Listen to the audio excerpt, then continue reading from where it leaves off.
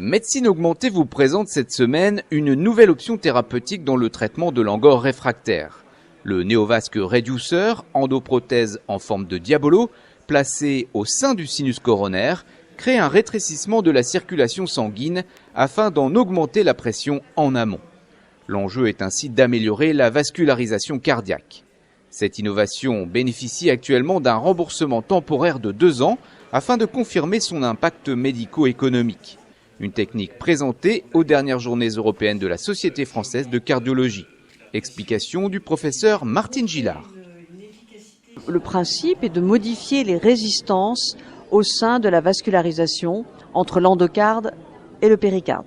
Autrement dit, chez des patients qui ont une maladie coronaire athéromateuse avec des sténoses, eh bien les résistances endocardiques augmentent et donc la vascularisation de l'endocarde se fait moins bien.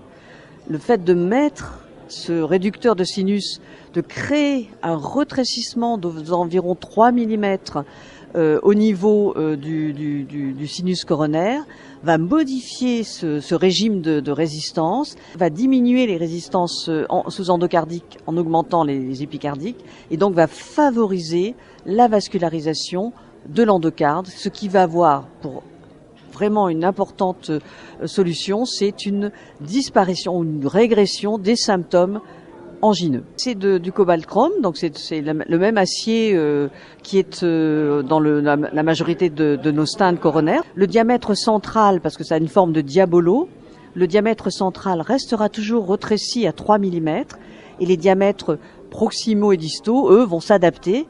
Pourquoi ? Eh bien parce que, bien sûr, le diamètre des sinus de nos patients sont différents et donc cette augmentation de l'inflation du ballon ou la diminution va permettre d'adapter la prothèse au sinus. Ça met à peu près 3 semaines à 1 mois pour que le patient ressente une amélioration. Et cette amélioration, ensuite, est pérenne. Il n'y a pas d'échappement puisqu'on a du recul à peu près en 5-6 ans. Et ces patients qui étaient au départ excessivement symptomatiques restent post-symptomatiques.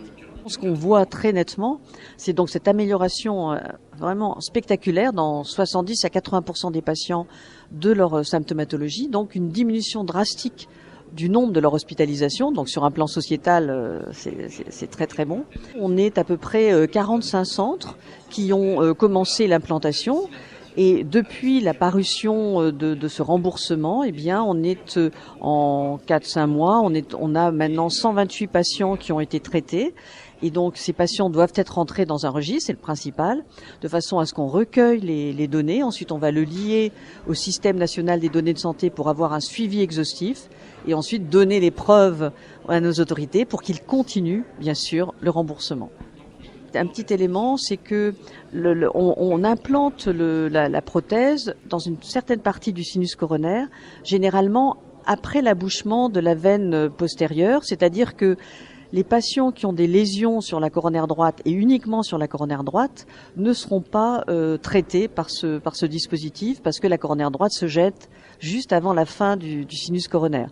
Alors que les patients qui ont des lésions du réseau gauche, IVA ou circonflexe, eux vont bénéficier. Donc il faut, avant de traiter les patients, il faut qu'on soit sûr que la symptomatologie soit bien d'origine coronaire, donc il faut faire une recherche d'ischémie. C'est une technique qui s'adresse en 3e ligne, si on peut dire, après un traitement médical bien conduit, des tentatives de revascularisation.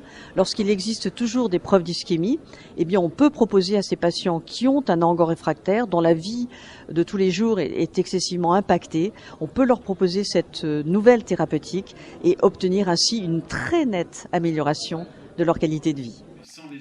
C'est la fin de ce numéro, merci de votre fidélité et rendez-vous le mois prochain pour découvrir de nouvelles innovations médicales.